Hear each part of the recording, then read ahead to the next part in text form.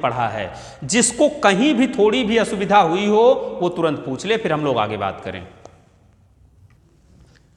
प्रागैतिहासिक काल, हमने कि जैसा अभी आपसे कहा कि हम लोग आरंभिक मानव की खोज पढ़ करके आ रहे हैं 6वीं क्लास की एनसीईआरटी। जबकि हमने आपसे कल ही यह बताया था, या अपने पहले ही क्लास में हमने बताया था कि हम शुरुआत एनसीईआरटी से करेंगे, लेकिन हमें उससे संबंधित चीजें, घटनाएं जिस जिस भी पुस्तक में मिलेंगी सबको हम इकट्ठा करके ही आगे चलेंगे। तो उसी के संदर्भ में अब हम बात करेंगे प्रागैतिहासिक काल के बारे में, जो कि आपके आरंभिक मानव की खोज का ही एक तरीके से विस्तृत रूप है ये, जो कि आपको कक्षा 11वीं की एनसीईआरटी में पुरानी रामशरण शर्मा में मिलेगा ये। क्लियर? तो प्रागैतिहासिक काल, देखिए प्रागैतिहासिक काल को हम 2 भागों में बांटते हैं, ध्यान से इसे समझिएगा। पहला है पाषाण काल,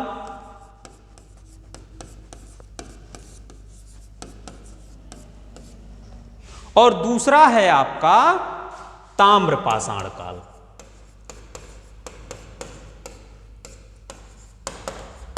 पाषाण काल और ताम्र पाषाण काल। अब यहां थोड़ा और समझिए कि इसे पाषाण काल कहा गया और इसे ताम्र पाषाण काल कहा गया।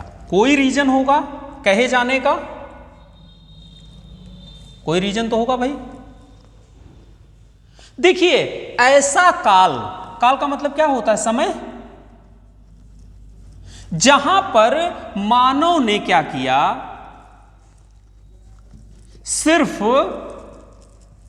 पत्थर के उपकरणों का उपयोग किया या पत्थर के औजारों का उपयोग किया, हमने उस काल को क्या कहा? पाषाण काल कहा। अर्थात इंग्लिश में इसे स्टोन एज के नाम से जाना जाता है। कहने का अर्थ यह है कि पाषाण काल ऐसे काल को कहा जाता है जहां पर हमारे आरंभिक या जो है अतीत के लोगों द्वारा या मानव द्वारा हथियार के रूप में या अपने से जुड़े हुए कोई भी कार्य के रूप में मूल आधार किसको बनाया? पत्थर के उपकरणों को बनाया। क्लियर हो गया होगा। दूसरा, इसे ताम्र पाषाण 2 शब्द मिले हैं यहां पर। तो ऐसा समय काल जब मानव पाषाण यानी पत्थर के उपकरणों का प्रयोग तो कर ही रहा है, लेकिन उसने कुछ धातुओं के बारे में भी जानकारी हासिल कर ली। इसलिए एक ही समय काल में 2 तरीके के औजारों या उपकरणों का उपयोग हो रहा है। एक तो तांबे के बने हुए हैं और दूसरे पत्थरों के बने हुए हैं। इसलिए इस काल को हम क्या कहते हैं? ताम्र पाषाण काल कहते हैं। क्लियर हुआ या नहीं हुआ? कहीं दिक्कत हो पूछिए तुरंत। यह आपका क्लियर हुआ कि पाषाण काल क्या है और ताम्र पाषाण काल क्या है। अगला देखते हैं। हमने एक शब्द बोला प्रागैतिहासिक काल, शुरुआत में यही बोला था। प्रागैतिहासिक काल के अंतर्गत मानव के उत्पत्ति, याद रहे इसी के बारे में हम बात कर रहे हैं, फिर से रिपीट कर रहा हूं शब्द, इसके अंतर्गत अर्थात प्रागैतिहासिक काल उस काल को कहा जाता है या उस समय को कहा जाता है जहां से मानव की उत्पत्ति होती है और 3000 याद रखिएगा यहां पर BC तक, अर्थात मानव की उत्पत्ति से लेकर के और 3000 ईसा पूर्व के बीच के काल को हम क्या कहते हैं? प्रागैतिहासिक काल कहते हैं। क्लियर हुआ या नहीं हुआ?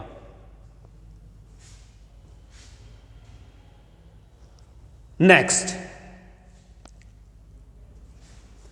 इसके अंतर्गत अर्थात प्रागैतिहास काल के अंतर्गत हम 2 कालों का अध्ययन करते हैं, जिसे नंबर 1 पाषाण काल और नंबर 2 ताम्र पाषाण काल।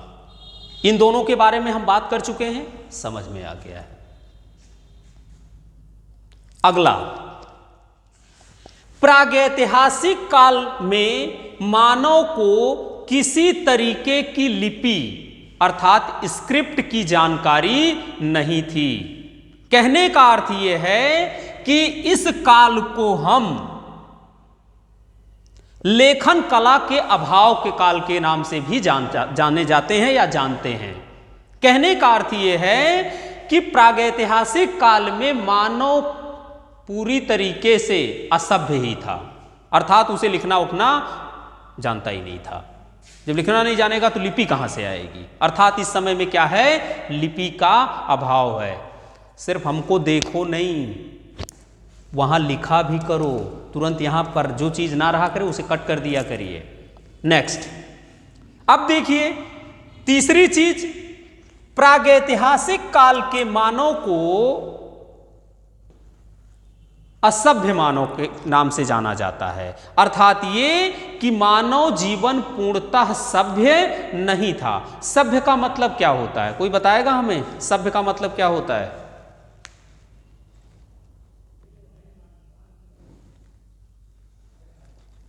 ओके, ठीक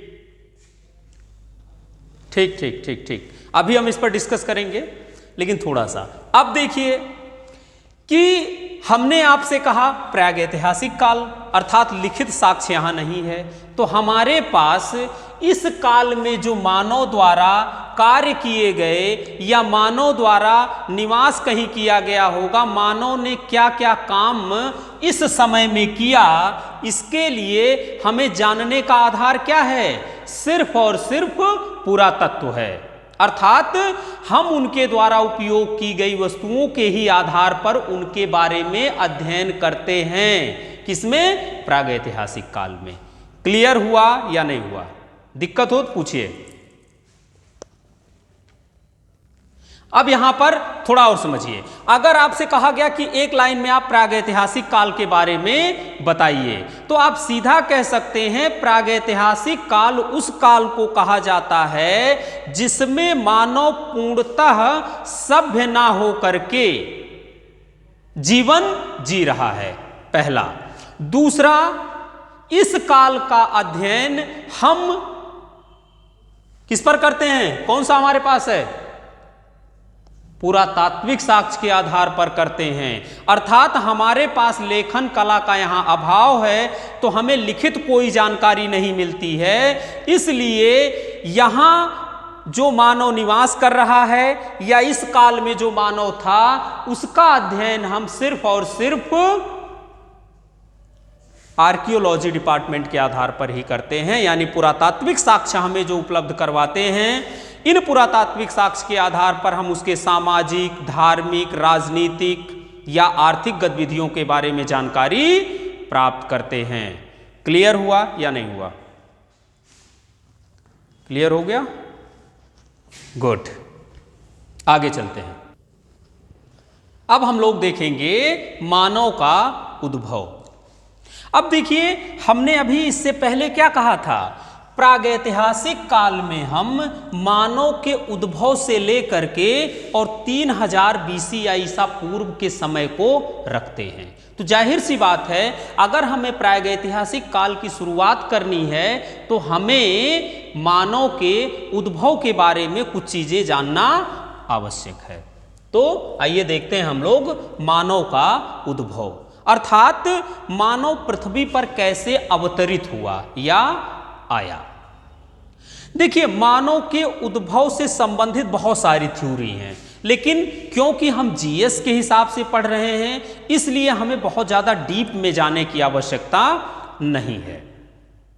सामान्य अर्थों में बात करते हैं तो अधिकांश जो विद्वान हैं उनका यह मानना है कि मानव 1 लाख वर्ष पूर्व पृथ्वी पर अवतरित हुआ। यहां ध्यान में रखिएगा, 1 लाख वर्ष पूर्व।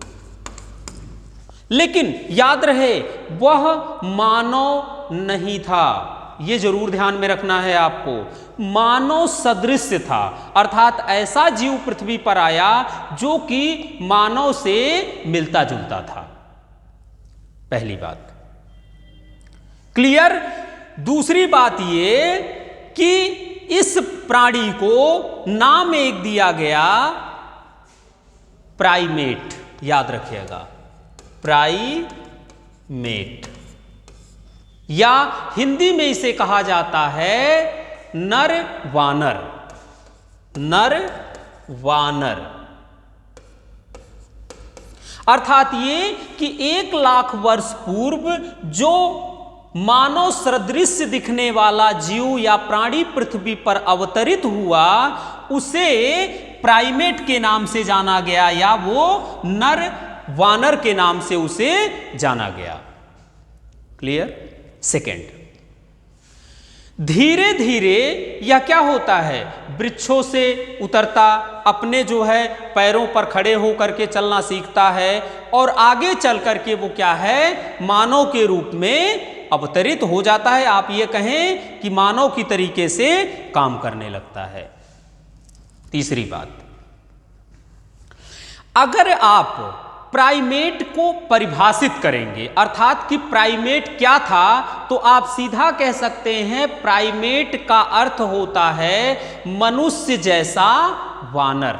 इस शब्द की जगह पर आप सीधा लिख सकते हैं मनुष्य जैसा वानर। है वो क्या, वानर है, लेकिन वह दिख कैसे रहा है, मानव की तरह दिख रहा है। अब नाम बता सकता है कोई मनुष्य जैसे वानर कौन कौन होते हैं? गोल, हां, लंगूर, बंदर, वनमानुष, यानी ऐसे जीव जो स्तनधारी होते हैं। अर्थात इस श्रेणी में स्तनधारी जीवों को शामिल किया जाता है। किसमें? प्राइमेट में। क्लियर हुआ? नेक्स्ट आइए। अब प्रश्न ये उठा कि भाई ठीक है प्राइमेट आ गया, लेकिन यह सर्वप्रथम पृथ्वी पर कहां आया? भारत में आया, यूरोप में आया, या अफ्रीका में आया, या अमेरिका महाद्वीप में आया? कहीं आया होगा। तो जो हमारे पास साक्ष्य हैं सबसे प्राचीनतम, ये माना जाता है कि जो प्राणियों की जो उत्पत्ति होती है सर्वप्रथम, वो अफ्रीका महाद्वीप में हुई।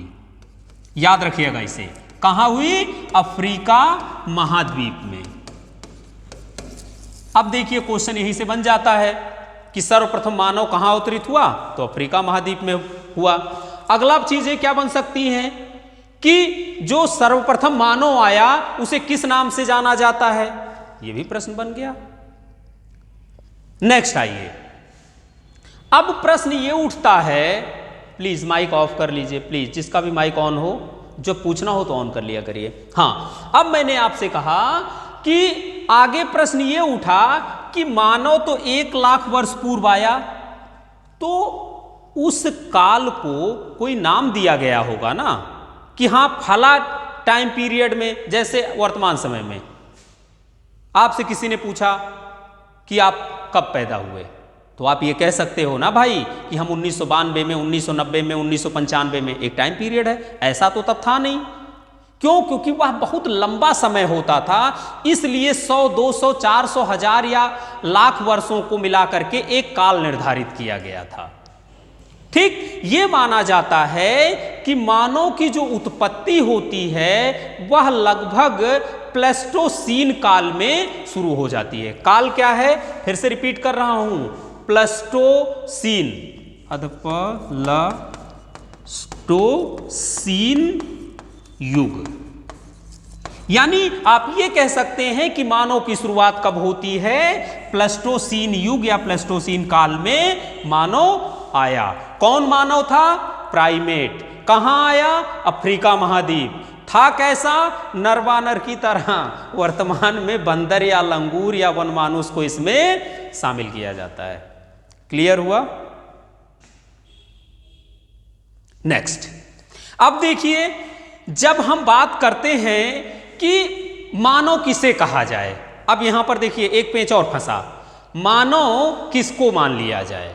तो जो पुरातत्वविद हैं वो ये कहते हैं, ठीक, कि ऐसा प्राणी जो औजार बनाता हो, शुरुआत में उसे क्या बनाया माना इन्होंने? मानव माना। फिर रिपीट कर रहा हूं, पुरातत्वविदों के अनुसार ऐसा प्राणी जो औजार बनाने में सक्षम हो उसे मानव कहा गया, या आप ये कहें टूल मेकिंग एनिमल, यानी औजार बनाने वाला प्राणी ही आगे चल करके क्या हो गया? मानव हो गया। नेक्स्ट एक शब्द और आया कि भैया ठीक है, औजार बना दिया इसने, अच्छा किया भाई, अच्छा लगा होगा उसको तो उसने बनाया अपना औजार। अब देखिए समस्या क्या हुआ कि इसने जो शुरुआत में औजार बनाया वो किसका बनाया था? बोलना नहीं तुम लोग, पत्थरों का ही तो बना रहा है ना। हाँ, तो भाई पत्थर का उसने औजार बनाया, तो इसीलिए तो हम पाषाण काल के रूप में उसे पढ़ रहे हैं, क्योंकि हमारे पास जानकारी का जो औजार है वो पत्थर के ही हैं। लॉजिक फिट किया करिए, कुछ ज्यादा मेहनत करने की जरूरत नहीं है यहां। अब देखिए अगला, सामान्य अर्थों में जब हम बात करते हैं मानव को, तो यह माना जाता है कि मानव का उद्भव प्रतिनूतन युग में हुआ। कब हुआ? अब यहां पर एक नया शुरू हुआ, प्रतिनूतन। इसे हम आगे चल करके टाइम पीरियड आपको पढ़ा देंगे तो और स्पष्ट हो जाएगा। ठीक, प्रतिनूतन युग में हुआ। ठीक, आद्य जन्मस्थली कहां है मानव की? कहां है जन्मस्थली? खोल। हाँ एकदम सही है, क्योंकि कहां पैदा हुआ था? अफ्रीका में आया था ना। अब देखिए नाम उसका क्या था शुरुआती में? तो इसे प्राइमेट, प्राइमेट में याद रखिएगा, प्राइमेट कोई मानव नहीं है, ये क्लियर यहां समझ लीजिएगा, वहां जाके टिक गलत मत कर दीजिएगा। मानव सदृश दिखने वाला है ये प्राइमेट, इसमें सभी स्तनपायी जीवों को रखा गया था। लेकिन जब हम मानव की बात करेंगे तो आप ये कह सकते हैं ऑस्ट्रेलोपिथिकस हमारा निकटतम आदि पूर्वज था। अब नाम आया, क्या नाम था? ऑस्ट्रेलोपिथिकस।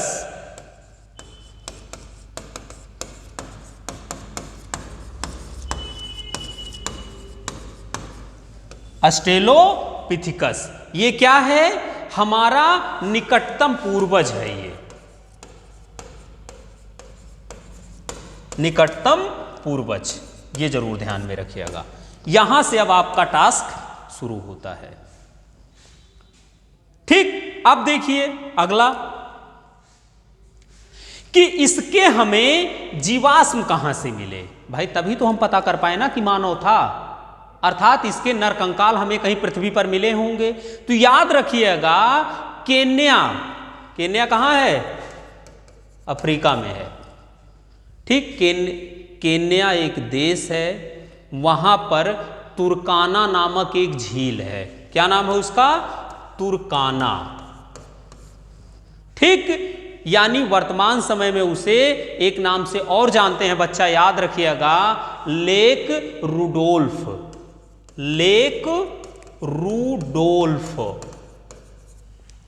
ठीक, यही इसके जीवाश्म मिले। लेकिन याद रखिएगा इस बात को, इसके जो जीवाश्म हैं वो लगभग 48 लाख पूर्व हैं, यानी 48 लाख पूर्व का इसका जीवाश्म है। यह माना जाता है कि ऐसी स्थिति रही होगी। अब देखिए यहां पर थोड़ा सा और कि ऑस्ट्रेलोपिथिकस की एक क्वालिटी और है कि यह अंतिम ज्ञात पूर्व मानव है। इसके पहले के मानव के बारे में हमें कोई जानकारी नहीं है। आई रिपीट अगेन, ऑस्ट्रेलोपिथिकस सबसे अंतिम ज्ञात पूर्व मानव है, या आप ऐसा बोल सकते हैं कि ऑस्ट्रेलोपिथिकस ही सबसे अंतिम ज्ञात मानव या पहला होमोनिड है, होमोनिड है। याद रहे इसे। नेक्स्ट, अब देखिए एक बात और, यहां तो समस्या यह हुई ऑस्ट्रेलोपिथिकस हो गया। अब देखिए जहां जहां पर इस टाइप का मानव पाया जाएगा पूरी दुनिया में, याद रखिएगा, उसी जगह के नाम पर उसका नामकरण कर दिया जाएगा। फिर से रिपीट कर रहा हूं, इस टाइप का यानी ऑस्ट्रेलोपिथेकस टाइप का अगर कहीं पर मानव पाया गया, तो जहां पर पाया गया, जैसे मैं एक एग्जांपल दे रहा हूं कि मध्य प्रदेश में पाया गया, यानी मान लेते भोपाल में पाया गया, तो भोपालियन मानव एक एग्जाम्पल है ये। ठीक, मान लेते हैं दिल्ली में पाया गया तो दिल्ली वाला मानव, इस टाइप से उसका नामकरण किया गया है। बच्चा ध्यान में रखिएगा इस बात को, सिर्फ मैं एग्जाम्पल आपको दे रहा हूं समझाने के लिए। जैसे आगे देखिए क्या हुआ कि आगे जब हम बात करते हैं, जैसा मैंने आपसे कहा कि इसका नाम था, शुरुआत इसका ऑस्ट्रेलोपिथेकस था, इसे एक और नाम से जाना गया प्रोटो मानव, प्रोटो मानव, प्रोटो मानव। ठीक, अब एक बात और समझिएगा, यहीं से एक नाम आता है क्या, याद रहे, आदि मानव। याद रहे, यही है ये जरूर ध्यान में रखे रहिएगा। क्यों? क्योंकि इसके पहले का हमें जानकारी ही नहीं है। हमने तो यही अभी बोला ना कि जानकारी कहां से मिल रही है, ऑस्ट्रेलोपिथेकस से शुरुआत हो रही है। इसीलिए हम इस श्रेणी के मानव को क्या बोलते हैं, क्या बोलते हैं, प्रोटो मानव या आदि मानव। हाँ, आदि मानव है ये। इसकी एक और क्वालिटी थी जो ऑस्ट्रेलोपिथेकस था कि यह जो है आधा नर था आधा बानर था। हम लोग आप बात कर ही चुके हैं इस बारे में ज़्यादा कुछ करने की आवश्यकता तो है नहीं। ठीक, अब देखिए आगे, मानव को और कई श्रेणियों में बांटा गया, जैसे होमो हैबिलस, होमो इरेक्टस, होमो सैपियन। वर्तमान समय में जो हम लोग हैं इसका नाम है homo sapien, sapien. I repeat again, जब मानव का वर्गीकरण किया गया तो शुरुआत में नाम आया होमो हैबिलस, उसके पश्चात होमो इरेक्टस, उसके पश्चात होमो सैपियंस। हम लोग जो हैं ये होमो सैपियन, सैपियन की श्रेणी में आते हैं। क्लियर हुआ या नहीं हुआ यहां तक ये बताइए, ना हुआ हो तो आगे बात किया जाए।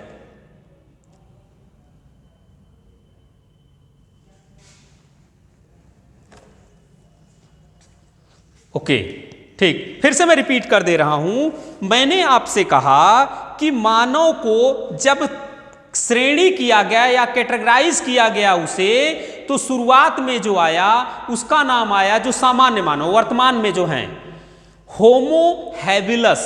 याद रहे, होमो हैबिलस। ठीक, उसके पश्चात जो आया उसका नाम था होमो इरेक्टस, होमो इरेक्टस। उसके पश्चात होमो सैपियंस और अंतिम में आया होमो सैपियन, सैपियन, जो वर्तमान में हम लोग हैं पूर्ण रूप से। क्लियर हो गया? ओके, अब आइए थोड़ा सा आगे देख लेते हैं। अब देखिए यहां से चीजें और आएंगी। अब जो अभी हम बता के आ रहे हैं उसी को अब हम फिर आगे डिफाइन कर रहे हैं। पहला आता है होमो हैबिलस। इसके बारे में थोड़ा सा बात कर लिया जाए। देखिए, होमो हैबिलस को प्रथम मानव या कारीगर मानव कहा जाता है। इसे प्रथम मानव या कारीगर, यानी क्या था, ये टेक्नोलॉजी इसके पास थी, इसने कुछ ना कुछ तकनीक विकसित कर लिया था, इसीलिए इसे क्या कहा जाता है, कारीगर मानव। क्योंकि यही पहला मानव है, अंडरलाइन कर लीजिएगा, पहला मानव था ये जिसने पत्थर के औजार बनाए। क्या किया इसने? पत्थर के औजार। इससे पहले आपको औजार बनाने वाले नहीं दिखेंगे प्राणी या जो है मानव। यानी होमो हैबिलस की क्वालिटी यह है कि यह पत्थर का औजार का निर्माण करने वाला था, इसीलिए इसे कारीगर मानव के नाम से जाना जाता है। क्लियर हुआ?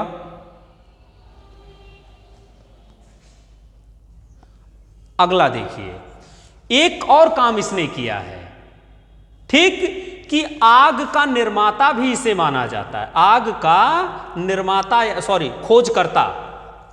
खोजकर्ता या निर्माता, यानी सर्वप्रथम जो आग की शुरुआत की वो किसके द्वारा की गई? होमो हैबिलस द्वारा की गई। सही है? नहीं सही है। क्यों? क्योंकि हमने क्या बोला था, 3-4 लिखवाए थे ना, ठीक। तो आग के बारे में बात कर रहे हैं, तो आग की शुरुआत, अच्छा सॉरी, गलती ये हो गई कि अभी आपने उसे पढ़ा नहीं है, मेरी फॉल्ट है, आगे जब पढ़ लोगे तो ये पता चल जाएगा, ठीक। लेकिन हाँ, याद रखिएगा, आग का आविष्कार होमो इरेक्टस को माना जाता है। यही लिख लीजिएगा, किसे? होमो इरेक्टस, यानी जो होमो इरेक्टस मानव है, इसे क्या माना जाता है? आग का निर्माता माना जाता है। फिर रिपीट कर रहा हूं, औजार किसने बनाए? होमो हैबिलस ने। आग किसने खोजा? होमो इरेक्टस ने। याद रखिएगा। आगे, आग की हमें जानकारी कहां से मिल रही है? सर्वप्रथम भारत में आग के साक्ष्य, राइट आंसर, कुरनूल गुफा। देखिए, यही होना चाहिए, पढ़ने का मतलब है यही तैयार हो जाए, ठीक। अब देखिए एक बात और, होमो इरेक्टस को पिथेकैंथ्रोपस मानव भी कहा जाता है। पिथेकैंथ्रोपस, फिर से बोल रहा हूं, पिथेकैंथ्रोपस, पिथेकैंथ्रोपस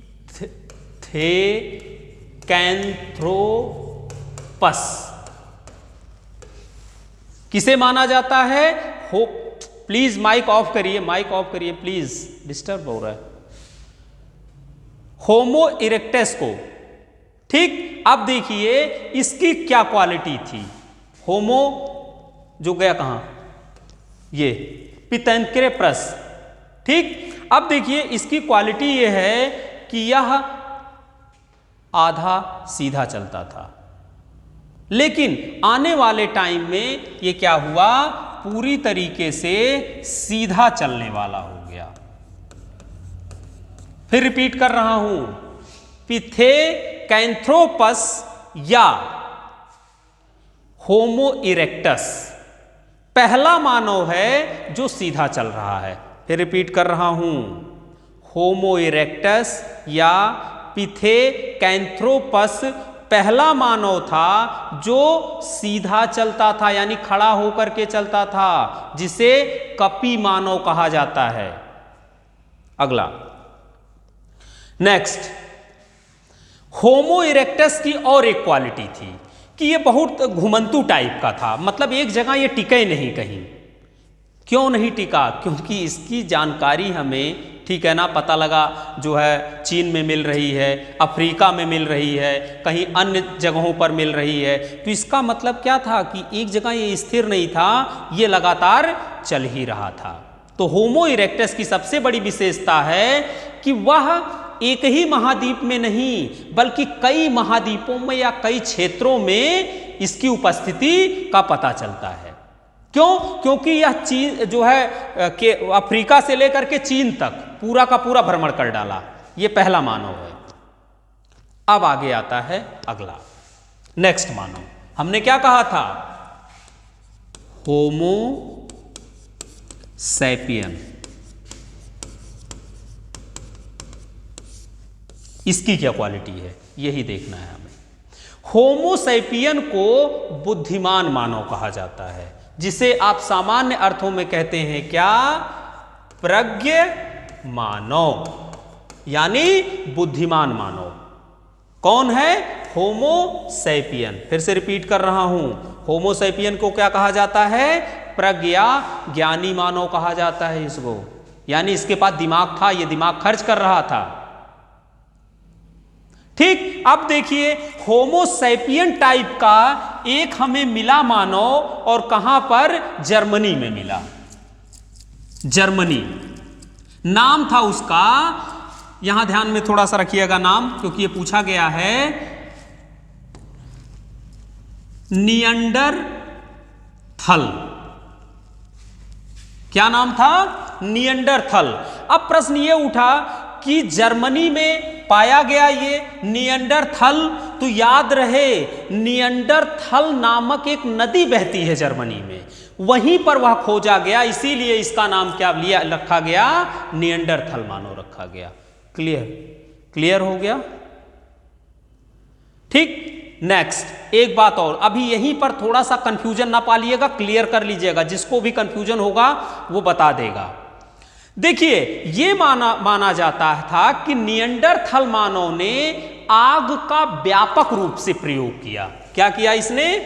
आग का व्यापक रूप से उपयोग किया। अब यहां बात समझिएगा, खोज कौन कर रहा है? खोज किसने किया था? यस राइट, खोज किसने किया? होमो इरेक्टस ने खोज किया। लेकिन इसको सबसे ज्यादा उपयोग में कौन लाया? निएंडरथल मानव लाया। यही चीज आपको समझना होता है और कुछ नहीं, बस शब्दों का अंतर होता है, क्वेश्चन गलत हो जाता है। क्लियर? नेक्स्ट आइए अगला हम लोग देखते हैं। अगला है यहां पर निएंडरथल की एक और क्वालिटी थी। यह माना जाता था कि यह पहला मानव था जिसने शव को विसर्जित किया। अंडरलाइन कर लीजिएगा, यही कर देते हैं क्योंकि यहां लिखा हुआ है शव का विसर्जन करने वाला है। ये शव का विसर्जन करता था, यानी इसे दाह संस्कार की व्यवस्था या उसे गाड़ने की व्यवस्था, या आप ये कहें कि हो सकता है इसे थोड़ी देर के लिए गॉड को मानने लगा हो, या आत्मा परमात्मा के बारे में कुछ हो सकता है, इससे जानकारी हो गई हो। लेकिन हमेशा याद रखिएगा कि पहला ऐसा मानव था निएंडरथल, इसने ही सर्वप्रथम शव विसर्जन का काम किया है। शव विसर्जन निएंडरथल। क्लियर हुआ यहां तक? अब देखिए आगे थोड़ा सा देख लीजिए।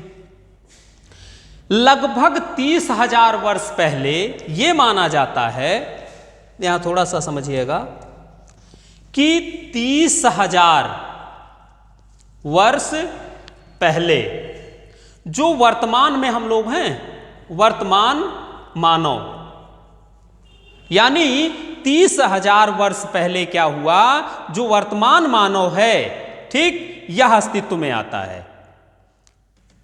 रिकॉर्डिंग ही भूल गए थे। हां, मैंने कहा आपसे कि 30,000 वर्ष पहले आधुनिक मानव का विकास हुआ, जिसे हम होमो सैपियन के नाम से जानते हैं। आई रिपीट अगेन, होमो सैपियन अर्थात वो आधुनिक मानव जो आया पृथ्वी पर, वो लगभग 30,000 वर्ष पहले आया। क्लियर हो गया? ओके। अब देखिए आधुनिक जो मानव है, जो वर्तमान मानव है, इसके कई नाम मिलते हैं। जैसे यहां लिखिएगा, नंबर 1 क्रो मैग्नन, नंबर 1। दूसरा चांस लेड नाम है और कुछ है नहीं। ग्रीमाल्डी ये इसके नाम हैं। आधुनिक जो मानव हैं इनके नाम हैं। तो ये रहा पूरा का पूरा आपका मानव के संदर्भ में जो हम लोगों ने अभी तक बात की है। यहां तक किसी को शक शुबा हो तो फिर बताइए, हम लोग आगे फिर बात करेंगे भारत में मानव की उत्पत्ति के संदर्भ में।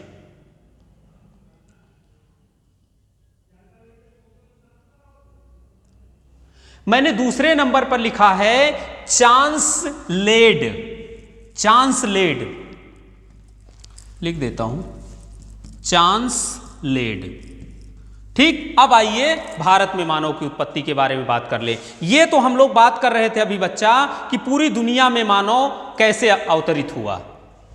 आइए देखते हैं भारत में मानव की उत्पत्ति। भारत में मानव की उत्पत्ति बस थोड़ा सा देखना है, ज्यादा इसमें नहीं है। ठीक, तो देखिए भारतीय उपमहाद्वीप की जब हम बात करते हैं, इंडियन सब कॉन्टिनेंट शब्द याद रखना, यहां पर मैं बता दूं आपको, यहां थोड़ा सा, ये जो पूरा का पूरा है क्षेत्र, इसी को इंडियन सब कॉन्टिनेंट कहते हैं, ये पूरा का पूरा लगभग, तो याद रहे। ठीक, भारतीय उपमहाद्वीप में अगर देखा जाए तो सर्वप्रथम 1932, याद रहे 1932, माइक ऑफ करिए, 1932 पाकिस्तान का एक क्षेत्र है पंजाब प्रांत, यहां पर पोतवार पठार है जिसे शिवालिक पहाड़ी का इलाका कहा जाता है। कौन सा इलाका? शिवालिक पहाड़ी का इलाका। क्षेत्र का नाम क्या है? पोतवार पठार, याद रहे पोतवार पठार। ठीक, कहने का मतलब यह है, हम ये बताना आपको चाह रहे हैं कि भारतीय उपमहाद्वीप में अगर हम देखते हैं तो सर्वप्रथम 1932 में पाकिस्तान के पंजाब प्रांत में जो पोतवार पठार है, जिसे शिवालिक जो है पहाड़ी का इलाका माना जाता है, 2 मानव खोपड़ियां प्राप्त हुई हैं। आई रिपीट अगेन, भारतीय उपमहाद्वीप, भारत में नहीं, भारतीय उपमहाद्वीप। कितने देश हैं भारतीय उपमहाद्वीप में? कौन बताएगा? भारतीय उपमहाद्वीप में देशों की संख्या 7 या 8?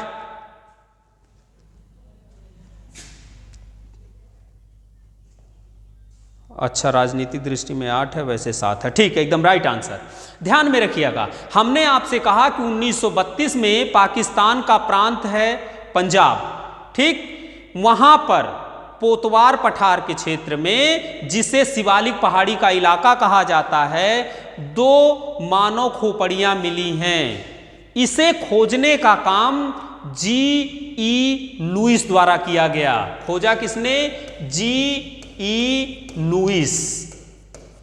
कब खोजा? 1932 में। 2 मानव की खोपड़ी मिली हैं, इसे नाम दिया गया है रामापिथेकस। जो ये खोपड़ी मिली, नाम इनका है रामापिथेकस। याद रहे इस बात को, यानी जो भारत में मानव मिला है या भारतीय उपमहाद्वीप में जो मानव मिला है, उसका प्रारंभिक नाम जो था वो नाम था रामापिथेकस। ठीक, कभी कभी इसे, क्योंकि यह शिवालिक पहाड़ी के क्षेत्र में पाया गया है, इसलिए इसे शिवालिपेथिकस के नाम से भी जानते हैं। क्लियर हुआ? नेक्स्ट, अब देखिए अगला 1982। 1982 का समय है। एक हैं खोजकर्ता, उनका नाम था अरुण सोनकिया। बात समझिएगा, फिर से रिपीट कर रहा हूं, 1982 अरुण सोनकिया। अरुण सोनकिया, इन्होंने नर्मदा घाटी में, नर्मदा घाटी याद रहे, घाटी कौन सी है? नर्मदा। क्लियर? वहां पर एक स्थान है जो कि अंडरलाइन कर लेना बच्चा, हथनौरा। क्या नाम है? हथनौरा। नर्मदा घाटी के हथनौरा में आद्य होमोसैपियंस, याद रखिएगा, जिसे होमो इरेक्टस कहा जाता था। आद्य होमोसैपियंस, भाई उसी का तो पूर्वज था ना, अभी हम पढ़ के आ रहे हैं। तो होमोसैपियंस की खोपड़ी प्राप्त हुई है। ठीक, नेक्स्ट एक और समझ लीजिएगा, थोड़ा सा यह भी जानना आपके लिए आवश्यक है। अंतिम में एक शब्द याद रहे, ठीक, कि अधिकांश जो विद्वान हैं वो ये मानते हैं कि भारत में आदि मानव का उद्भव सबसे पहले पंजाब में हुआ, जबकि कुछ लोगों का ये मानना है कि नहीं, सबसे पहले यह दक्षिण भारत में हुआ। ठीक, कैसे हुआ, क्या हुआ, ये फिर अलग का मुद्दा है। इतिहास में हमें बस इतना ही समझना है। क्लियर? अब बताइए हमें, यहां से जिसको जो ना समझ में आया हो यहां तक, वो हमें बताए, उसके पश्चात फिर हम आगे बात करें। जी पूछ लीजिए। क्लियर हो गया? अच्छी बात है। जहां भी जिसको दिक्कत हुई होगी पूछिएगा जरूर आप लोग, ठीक है? फिर हम लोग कल बात करेंगे आगे। और याद रहे हम लोगों को कल जो बात करना है वह पढ़ लीजिएगा थोड़ा सा। हम लोगों को पाषाण काल से कल शुरुआत करना है, क्योंकि हम बार बार आपसे कह रहे हैं कि हम एनसीईआरटी भी पढ़ेंगे और एनसीईआरटी में जो चीज़ें छोटे स्तर पर दी हुई हैं उनको हम उसी समय बड़े स्तर पर भी समझने का प्रयास करेंगे, ताकि आपको चीज़ें पूरी तरीके से समझ में आ जाएं। Thank you.